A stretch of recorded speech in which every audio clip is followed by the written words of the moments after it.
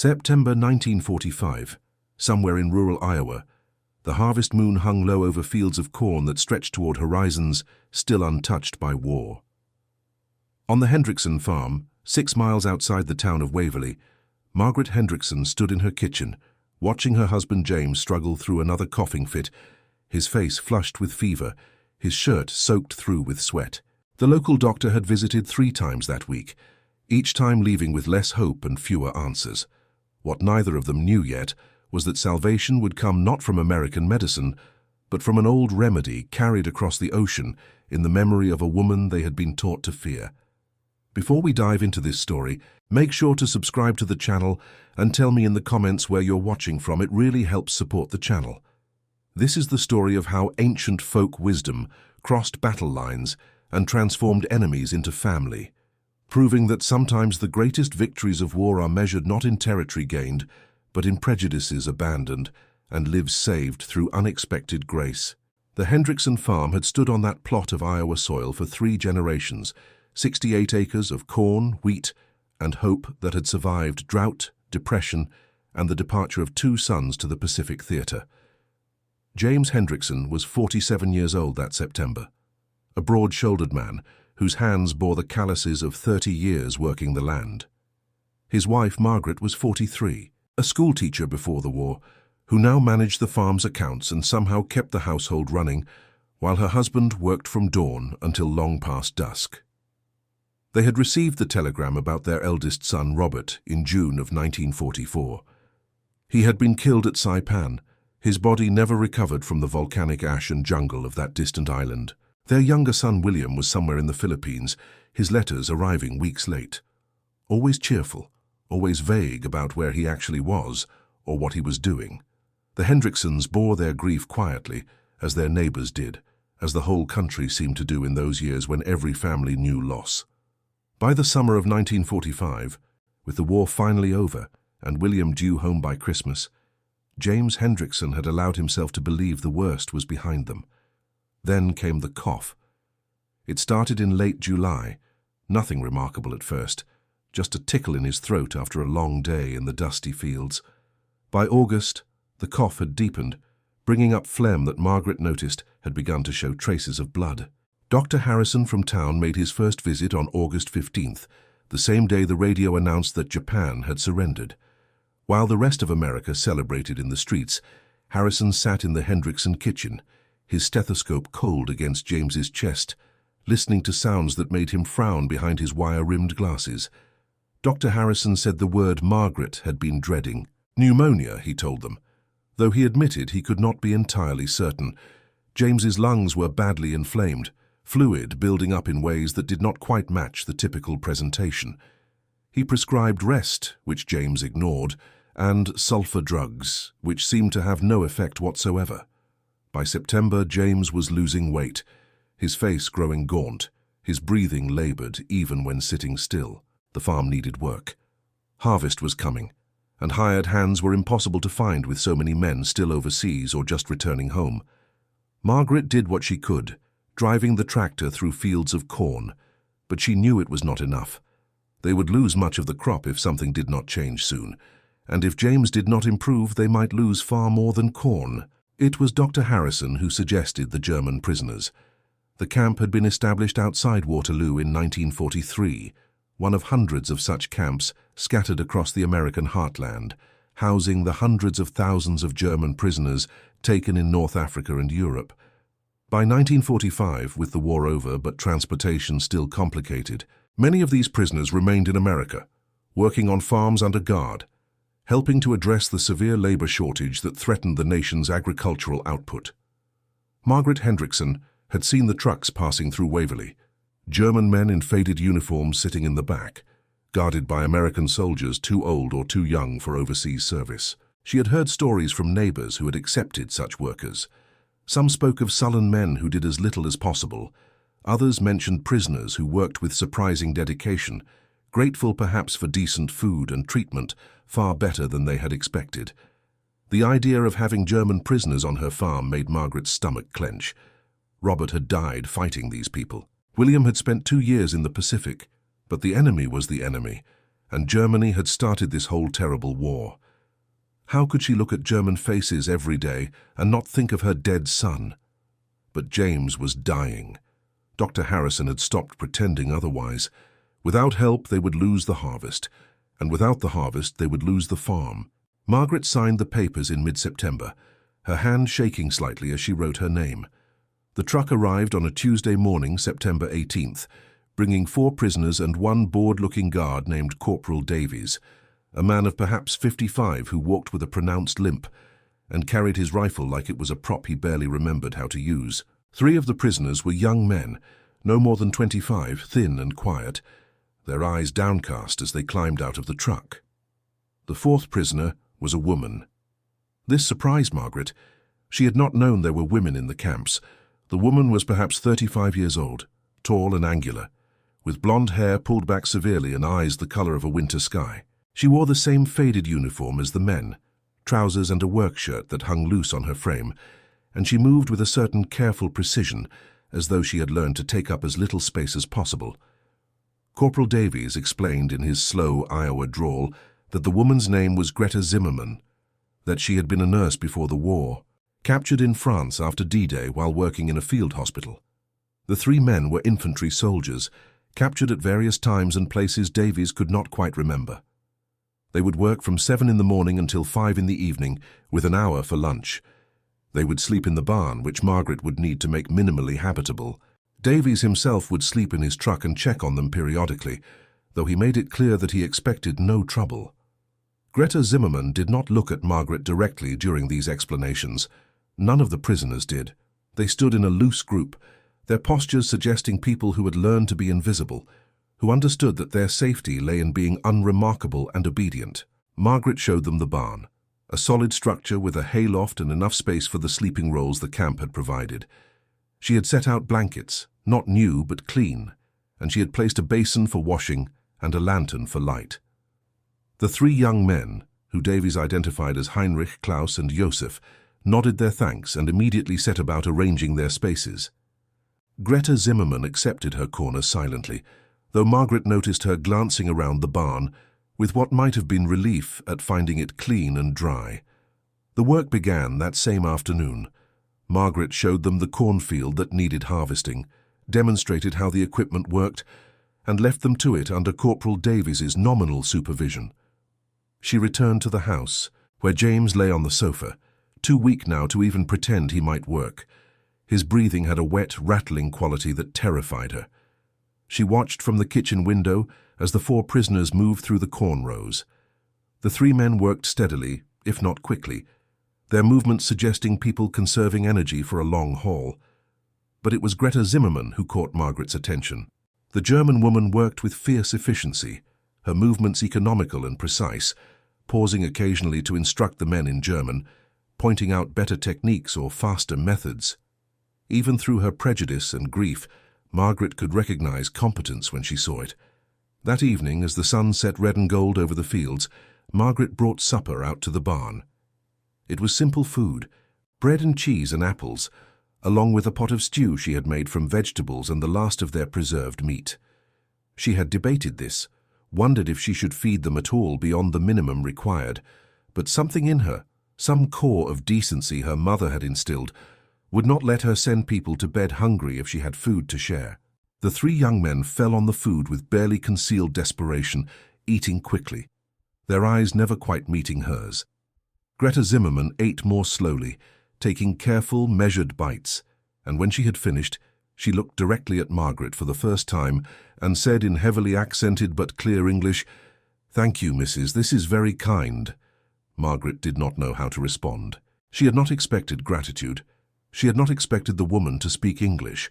She nodded stiffly and collected the empty dishes, aware of James's cough echoing from the house, a sound that seemed to carry across the yard like an accusation. The pattern repeated for 3 days. The prisoners worked in the fields, making steady progress through the harvest. Margaret tended to James, who grew weaker despite Dr. Harrison's best efforts.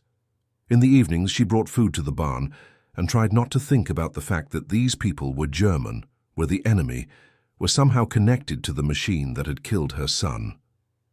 On the 4th evening, September 21st, Margaret arrived at the barn to find Greta Zimmermann waiting outside, her posture suggesting someone who had been gathering courage. The German woman spoke without preamble, her voice quiet but firm. "Your husband," she said. "He is very sick." It was not a question. Margaret felt her defenses rise immediately.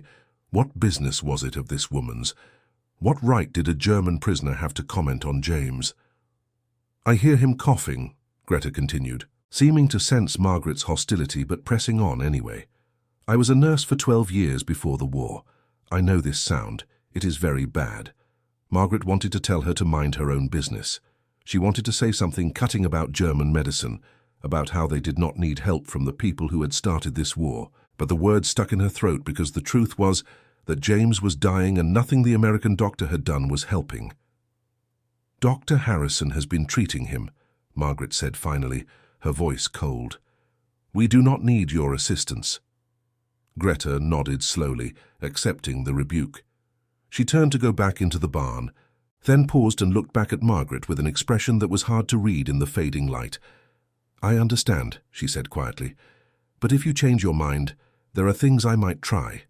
Old remedies, things my grandmother taught me. They are not magic, but sometimes they help when new medicine does not." She disappeared into the barn before Margaret could respond. Margaret stood alone in the yard, the pot of stew growing cold in her hands, listening to James's distant cough and hating how much that sound frightened her. That night, James's fever spiked to 104 degrees. He was delirious, calling out for Robert, asking where William was, trying to get up to go to the fields despite being so weak he could barely sit. Margaret sponged his forehead with cool water and prayed in a way she had not prayed since the telegram about Robert, desperate prayers that felt like they disappeared into an empty sky. By morning he was calmer, but clearly worse. His breathing came in short, painful gasps. His skin had taken on a grey tinge that made him look like he was already halfway to the grave. Dr. Harrison came at noon, examined James with hands that trembled slightly, and finally admitted what they both already knew. "I have done everything I can think of, Margaret," he said, his voice heavy with defeat. "The sulfur drugs are not working. His lungs are filling with fluid faster than I can explain. Without hospital facilities, which we do not have anywhere near here, I'm not sure what else to try. I am sorry." After he left, Margaret sat beside James's bed and let herself cry, quiet tears that she had been holding back for weeks, for months, maybe for years.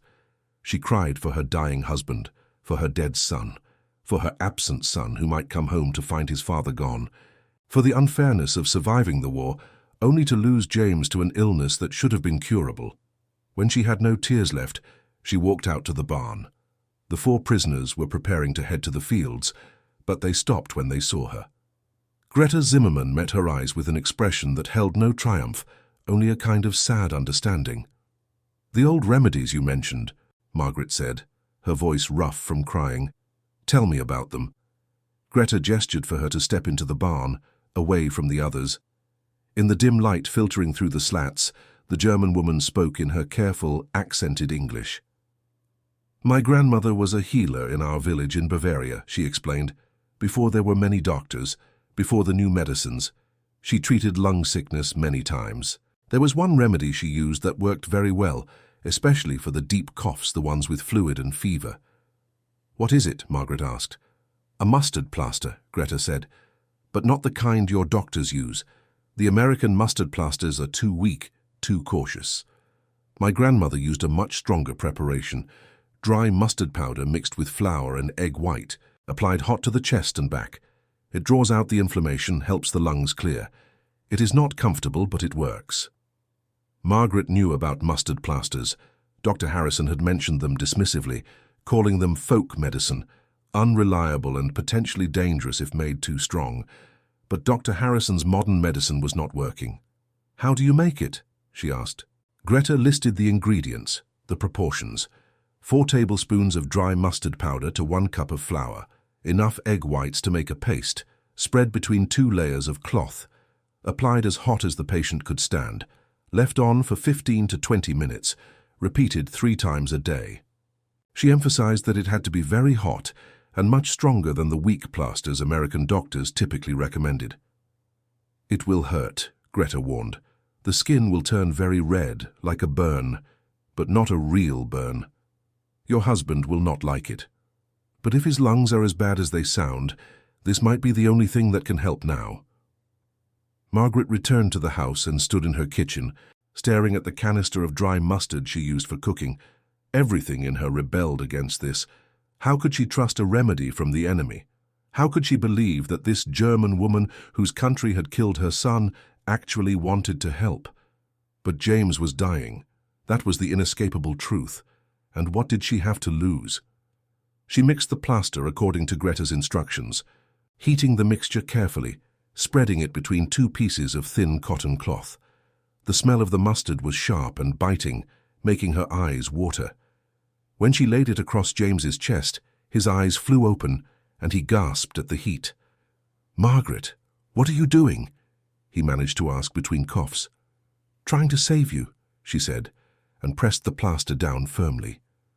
For 15 minutes, James endured it, his face contorted with discomfort, his skin turning an alarming shade of red beneath the cloth.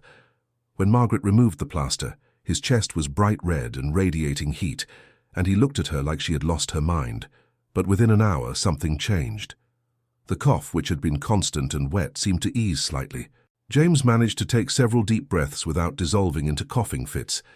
It was a small change, barely noticeable, but it was change in the right direction for the first time in weeks. Margaret made a second plaster that evening, applying it to James's back this time.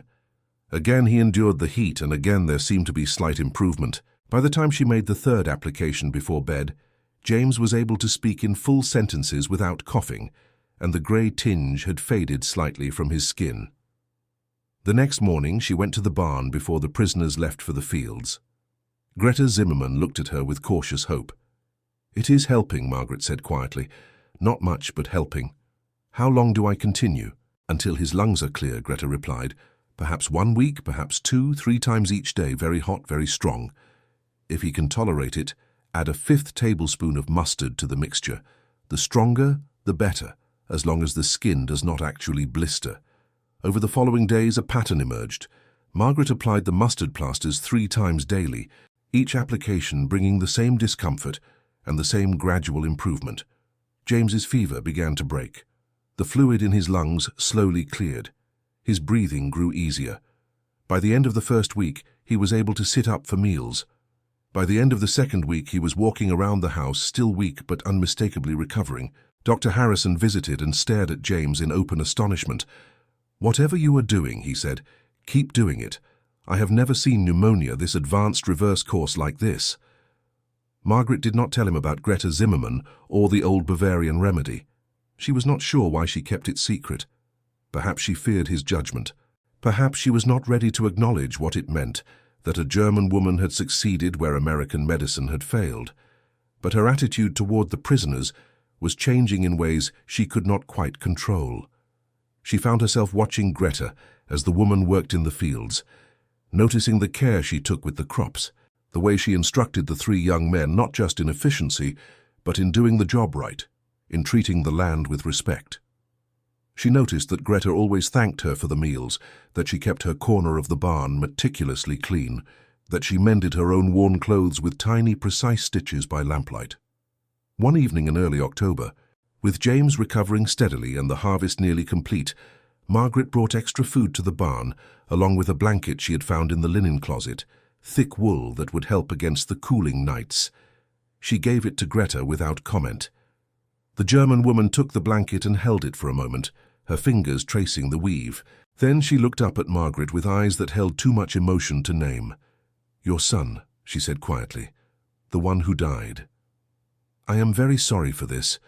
Margaret felt something crack inside her chest, some wall she had built that was suddenly crumbling. "How did you know?" "I saw the photograph in the living room window," Greta replied, "the one with the gold star. I know what this means. I lost my brother in Russia, my father in the bombing of Dresden. We all have lost so much in this terrible war." They stood in the barn doorway as the evening light faded to purple. 2 women from countries that had been enemies, united now by the universal language of grief. Margaret found herself speaking, words spilling out that she had not said to anyone. "I hated you when you arrived," she admitted. "I hated all of you. I kept thinking about Robert, about how Germans killed him, and I wanted to refuse the food, refuse the blankets, refuse everything. I wanted you to suffer because we had suffered." "This is normal," Greta said gently. "This is what war does. It makes us forget that the enemy also bleeds, also grieves, also loves their children and mourns their dead." "But you saved James," Margaret said. "You did not have to do that. You owe us nothing. We are the ones who won the war. You are our prisoner." Greta smiled sadly. "I am a nurse," she said simply. "When I see suffering and I can help, I must help. This is not about German or American. This is about being human." Margaret returned to the house that night and looked at Robert's photograph in the window.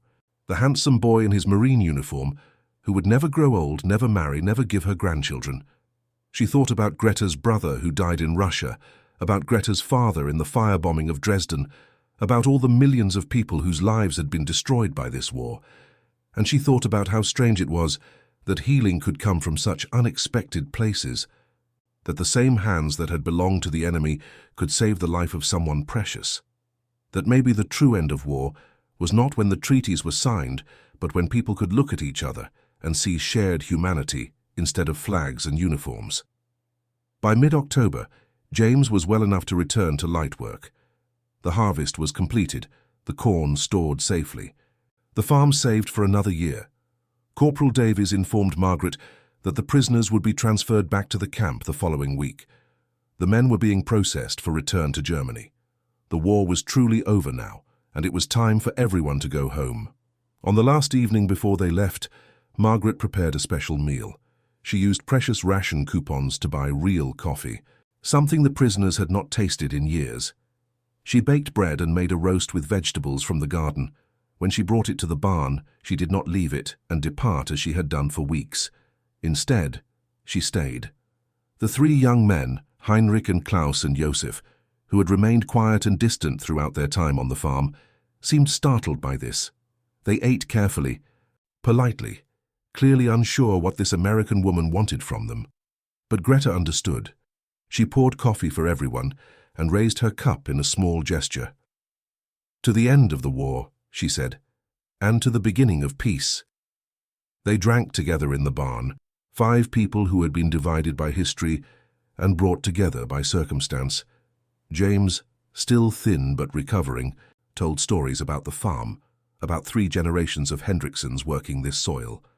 The young German men slowly opened up, revealing that Heinrich had been a student of chemistry, Klaus a mechanic, Josef the son of a baker. They spoke of their hopes to return home, to rebuild their country, to try to create something better from the ruins. Greta spoke of her dream to return to nursing, to use her skills to heal rather than to patch together young men so they could return to the front. She spoke of her village in Bavaria, of mountains and forests she had not seen in 3 years, of a mother who might or might not still be alive. And Margaret, listening to these people who had been the enemy, understood something fundamental. The war had been real. The causes had been real. The evil of the German regime had been real and terrible. But these individual people, these specific human beings sitting in her barn, were not symbols or abstractions. They were just people who had been caught up in something larger than themselves, who had lost and suffered and endured, who wanted what people have always wanted, to go home, to be with loved ones, to live in peace. Before they left the next morning, Greta took Margaret aside one final time. She pressed a small piece of paper into Margaret's hand.